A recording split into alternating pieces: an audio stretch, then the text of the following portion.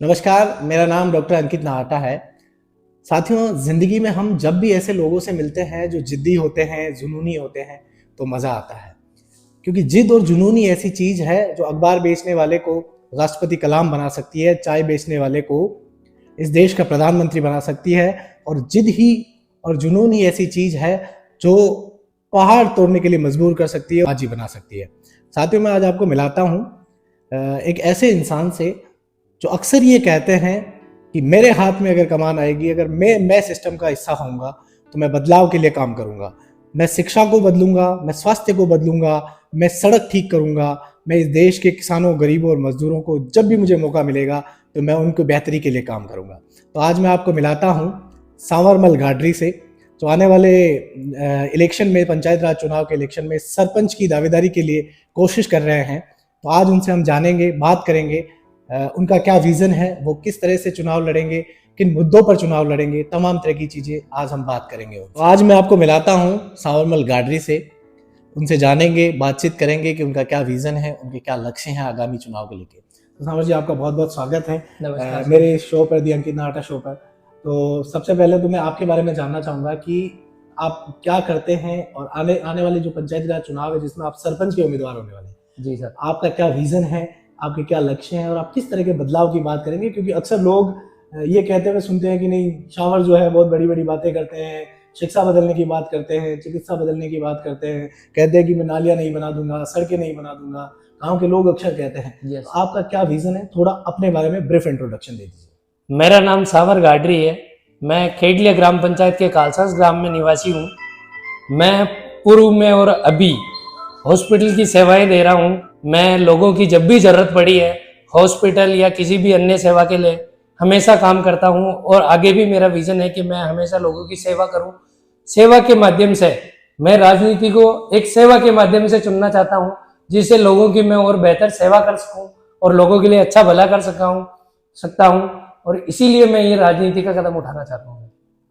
आपकी पंचायत कौन सी है, आपका तहसील कौन सी है, आपके एमएलए कौन है, आपका जिला कौन सा है और आपकी पंचायत में क्या क्या ऐसी चुनौतियां हैं जिन पर आप काम करना चाहते हैं? आपको क्या लगता है कि पिछले जो 70 सालों में, या यूं कहें कि 10-20 सालों में ऐसे कौन से काम हैं जो नहीं हुए और आपको लगता है कि नहीं, मैं अगर सरपंच का चुनाव लड़ता हूं और मैं जीतता हूं तो मैं उन चीजों को प्राथमिकता दूंगा और मैं उन पे काम करना चाहूंगा?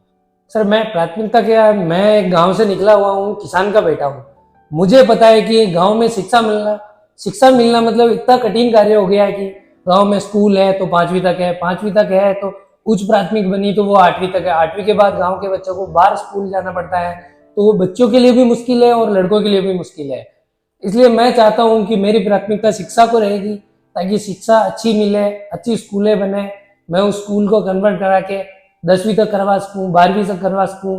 और गांव में जो रोड नालियां हैं उसके लिए, जो पूर्व में ऐसी स्थिति है हमारे गांव की कि लोग पैदल चले या गाड़ी पे चले, 5 फीट खाली जगह नहीं मिलती है और मैं नहीं चाहता हूँ कि आने वाला भविष्य उसी कीचड़ के अंदर काम करे या कीचड़ के अंदर रहे। ये बहुत बड़ी समस्या है हर पंचायत समिति में, क्योंकि करप्शन का लेवल इस लेवल तक बढ़ चुका है कि मुझे लगता है कि सिस्टम नीचे से लेके ऊपर तक पूरा का पूरा सिस्टम करप्ट है। और मुझे लगता है कि सांवर जी, आपके जैसे युवा जो ऐसी सोच रखते हैं कि मैं बदलाव के लिए काम करना चाहता हूँ, मुझे लगता है कि यही बहुत बड़ी बात है। आप जब सरपंच का चुनाव लड़ेंगे तो सबसे बड़ी जो चुनौती छोटे लेवल के चुनाव में होती है, जातिगत समीकरण बिठाना और भी कई तरह के कई लोग करप्शन में इन्वॉल्व होते हैं, कई लोग पैसे बांटते हैं और भी कई तरह की चीजें मैनेज करते हैं। आप उन चीजों को कैसे मैनेज करेंगे, क्योंकि ये बहुत बड़ा आपके लिए एक चुनौती रहने वाली है? सर, मैं क्या, एक जातिवाद तो मैं कभी करता ही नहीं हूँ। मेरा है कि 36 कौम के लोग अपने हैं, अपन गांव मतलब अपना परिवार है, अपनी पंचायत मतलब अपना परिवार है। मैं ये चाहता हूँ कि 36 कौम के लोग अपन साथ मिलकर रहे, गांव मतलब एक फैमिली की तरह रहना चाहिए। जैसे अपन एक फैमिली में रहते हैं कि फादर मदर सिस्टर सब एक साथ रहते हैं, तो एक गांव भी अपना एक फैमिली है और एक ग्राम पंचायत बनती है तो ग्राम पंचायत अपनी एक फैमिली है। तो सब में बिना भेदभाव के, सारे काम में बिना भेदभाव के करता हूँ और पहले भी किए हैं, आगे भी मैं चाहता हूँ कि बिना भेदभाव के सबकी निःशुल्क सेवा करूँ मैं। मेरा अगला सवाल आपसे सांवर जी, कि आप सरपंच बनते हैं, उसके बाद मुझे लगता है कि करप्शन बहुत बड़ा इशू है। जी आप खुद इस चीज से, आप जानते हैं कि सिस्टम में रहे होंगे और आप सिस्टम के लोगों को देखते हैं, बिल्कुल। आप उस चीज को कैसे मैनेज करेंगे? क्योंकि आप कहते हैं कि अगर आपको काम चाहिए, आज के सिस्टम के अंदर काम चाहिए, तो आपके ऊपर जो लोग बैठे हुए हैं कहीं ना कहीं उन तक आपको उस काम का कुछ हिस्सा पैसा पहुंचाना पड़ेगा। तो आप एक तरफ कह रहे हैं कि मैं करप्शन को बढ़ावा नहीं दूंगा, मैं ईमानदारी से काम करूंगा, लेकिन इस चीज से आप कैसे मैनेज करेंगे? क्योंकि जब तक आप ऊपर बैठे हुए लोग हैं उनके साथ आप हिस्सा नहीं बनेंगे, शामिल नहीं होंगे, मुझे लगता है कि वो लोग आपको योजनाएं नहीं आने देंगे या और आपको फाइनेंशियली मजबूत नहीं होने देंगे। तो आप उन चीजों से कैसे मैनेज करेंगे? सर ऊपर का तो मुझे ये नहीं मतलब है, और मैं इस बारे में बात भी नहीं करना चाहता हूँ। मैं तो मेरी गारंटी दे सकता हूँ कि अगर मैं 1 रुपए का भी भ्रष्टाचार करता हूँ तो मैं 24 आवर में सरपंच पद से इस्तीफा देके घर बैठ जाऊंगा। सर मैं लोगों के लिए काम करता हूँ, सेवा के तौर पे मैं राजनीति सुन रहा हूँ, तो मैं सेवा ही करता हूँ, मैं भ्रष्टाचार नहीं करना चाहता हूँ। 1 रुपए की भी भ्रष्टाचार अगर पंचायत में होती है तो मैं तुरंत इस्तीफा देके सरपंच पद से और घर बैठ जाऊंगा। सर आपने बहुत अच्छी बात कही, मैं इस चीज़ का समर्थन भी करता हूं कि आप 1 रुपए का भी भ्रष्टाचार नहीं करना चाहते, और मुझे लगता है कि यही जीवन का मोटिव होना चाहिए। क्योंकि राजनीति में जब आप ये मोटिव लेके चलते हैं तो मुझे लगता है कि आपकी जो जर्नी होती है, जो यात्रा होती है, बहुत लंबी होती है, और मुझे उम्मीद है कि आप बहुत लंबी यात्रा तय करेंगे। सावर जी, मेरा अगला सवाल आपसे ये है कि गांव में और भी आपके कई प्रतिद्वंदी होंगे जो चुनाव लड़ेंगे, आपके प्रतिद्वंदी होंगे जो आपके सामने चुनाव लड़ेंगे। ऐसा क्या है आपके अंदर कि लोग आपको ही वोट दें, उन्हें वोट ना दें? नहीं सर, मेरा मकसद ये नहीं कि सावर गाडरी को ही सरपंच बनना है। मेरा मकसद ये कि जो जिन चीज़ों से गांव वंचित है, मेरे भाई वंचित है, मेरी बहनें वंचित है, जिन चीज़ों से मेरे ग्रामवासी परेशान है, उन चीज़ों को दूर करने वाला अगर कोई मेरे से बेहतर मिले ग्रामवासियों को या पंचायत वासियों को तो उसका वेलकम करता हूँ मैं। बाकी मैं चाहता हूँ कि भाई शिक्षा के तौर पे और जो विकास के तौर पे जो काम करने वाला अगर कोई मेरे से बेहतर मिले ग्रामवासियों को तो मैं उसका वेलकम करता हूँ। मैं चाहता हूँ कि उसके साथ मैं भी हूँ। ऐसा अगर विचार नहीं रखता है तो मैं उसके लिए लड़ने के लिए राजनीति में आ रहा हूँ। लेकिन मेरा राजनीति में आने का कोई मकसद नहीं है, ना कि मैं चुनाव लड़ूँ, ना कि मेरे को सरपंच बनना है, मेरे को कुछ नहीं करना है। मैं तो ऑलरेडी लोगों की सेवा कर रहा हूँ और मैं चाहता हूँ कि मैं आगे और बेहतर सेवा करूँ। साथियों, जब ऐसी सोच किसी की होती है ना कि मुझे कोई मोह माया नहीं है, मैं सरपंच जीतूं हारूं, मुझे 1 रुपए का करप्शन नहीं करना है, तो मुझे लगता है कि ऐसे लोग जब राजनीति में आगे आते हैं ना तो मुझे लगता है कि ये चमत्कार करते हैं और इतना शानदार कार्य करते हैं कि हर तरह के बदलाव लाने में सक्षम होते हैं। सावर जी, अंत में मैं आपसे एक जो बहुत इंपॉर्टेंट बात मैं आपसे पूछना चाहूँगा कि अगर आपके पंचायत की जनता जो है आपको सर्वमान्य कर देती है और आप बहुत भारी मतों से चुनाव जीत जाते हैं, ऐसी कौन सी 5 प्राथमिकताएं होगी जिन्हें आप सबसे पहले पूरा करना चाहेंगे और आप उन पे बहुत पुरजोर तरीके से कोशिश करेंगे कि ये मेरे लिए सबसे पहली प्राथमिकता है? सर पहली प्राथमिकता तो मेरी है कि मेरा गांव शिक्षा से बहुत वंचित है।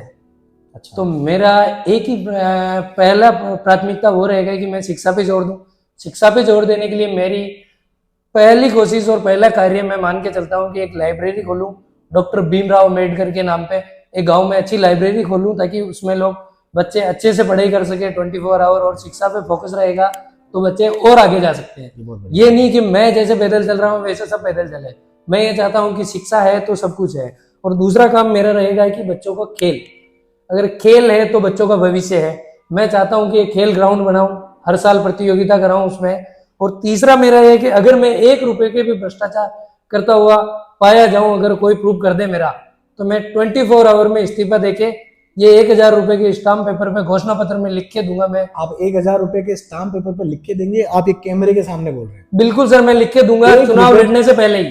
1 रुपए का भी आप भ्रष्टाचार नहीं करेंगे? 1 रुपए का भी अगर याद भ्रष्टाचार रखिएगा, जनता आपसे सवाल पूछेगी, जनता आपके पीछे पड़ जाएगी, आप 1 रुपए का भी भ्रष्टाचार नहीं करेंगे सरपंच का चुनाव जीतने के बाद। आपने ये कहा है ऑन कैमरा कि आप स्टाम्प पेपर पे लिख के देंगे 1000 रुपए के स्टाम्प। बिल्कुल सर, मैं 1000 रुपए के स्टाम्प पे घोषणा पत्र पे यही लिख के दे दूंगा पहले ही कि अगर मैं चुनाव जीतता हूँ आप सभी के आशीर्वाद से, तो 1 रुपए के भी भ्रष्टाचार करता पाया गया तो मैं 24 आवर में इस्तीफा देके सरपंच पद छोड़ दूंगा सर। मुझे कोई भ्रष्टाचार नहीं करना, कोई मोह माया नहीं है। चौथा क्या टारगेट रहेगा आपका? मैं स्वास्थ्य में पहले ही काम कर रहा हूँ और मैं लोगों की एक अच्छी सी सेवा करता हूँ मेरे से जो हो सके। और भीलवाड़ा जिला एक छोटा सा जिला है, फिर भी मैं इतना काम करता हूँ, इतनी मेहनत करता हूँ कि मेरे गांव का या पंचायत का कोई भी पुअर, गरीब, किसान वर्ग, कोई भी अगर रात में किसी को कोई भी दिक्कत हो जाए, दिन में कोई भी मेरे को फोन कर दे तो मैं उसको हमेशा आगे मिलता हूँ। मैं चाहता हूँ कि उसको भी मैं एक ऐसे लेवल पे ले जाके रखूँ कि भाई गाँव में हॉस्पिटल वाले, कोई भी हॉस्पिटल वाला जानने की खालसा से है या खेड़ले पंचायत से है, अरे आ जा भाई ऐसा, वेलकम हो मेरे ग्रामवासियों को हॉस्पिटल में। और मैं चाहता हूँ कि 15 दिन, महीने में, 2 महीने में, 6 महीने में एक गांव में रूटीन चेकअप हो, ऐसा स्वास्थ्य कैंप लगवाऊं, ऐसा मेरा सोच है सर।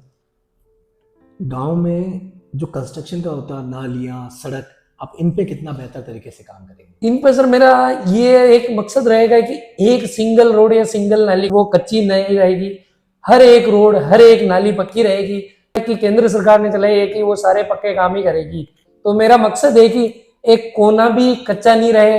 मोदी जी का सपना है वो विकसित भारत, और भजन लाल जी का सपना है कि विकसित ग्रामीण, विकसित राजस्थान। बहुत ही शानदार इंटरव्यू सांवर जी के साथ हम लोगों ने किया, बहुत सारी चीज़ें हमने जानी।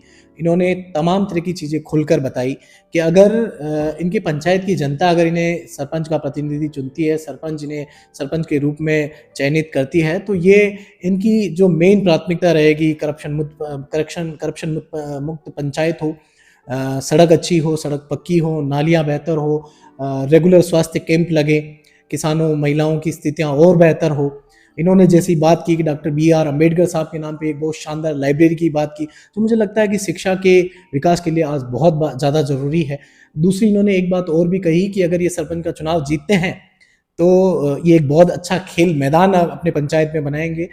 मुझे लगता है कि ये जितनी भी चीज़ें इन्होंने बताई है, और उसके साथ साथ इन्होंने साफ साफ शब्दों में कहा कि अगर मैं सरपंच का चुनाव जीतूंगा तो मैं 1,000 रुपये के स्टाम्प पे, चुनाव लड़ने के टाइम ही 1,000 रुपये के स्टाम्प पेपर पे लिख के दूंगा कि मैं 1 रुपये का भी भ्रष्टाचार नहीं करूंगा, और मैं अगर करता हुआ पाया जाता हूँ या ये साबित हो जाता है तो मैं 24 घंटे के अंदर अपनी सरपंच की कुर्सी से इस्तीफा दे दूंगा, मैं घर पे बैठ जाऊंगा। मुझे लगता है कि साथियों, ये सब कहने के लिए एक बहुत बड़ा विचार चाहिए, एक बहुत बड़ी सोच चाहिए। तो मुझे लगता है कि सांवर जी जैसे युवा आने वाली पीढ़ियों के लिए मुझे लगता है कि मोटिवेशन है, एक बढ़िया उम्मीद है। और मुझे लगता है कि आपके जैसे लोग अगर राजनीति में आएंगे, समाज में आएंगे, पब्लिक लाइफ में आएंगे, तो बेशक मुझे लगता है कि ये देश, ये समाज, ये गांव, ये पंचायतें बहुत बेहतर काम करेंगी। सांवर जी, आपसे मिलकर बहुत अच्छा लगा, बहुत बहुत धन्यवाद। मेरी बहुत बहुत शुभकामनाएं आपके लिए कि आने वाला जो सरपंच का चुनाव है आप उसमें भारी मतों से विजय हो। बहुत बहुत धन्यवाद। Thank you so much.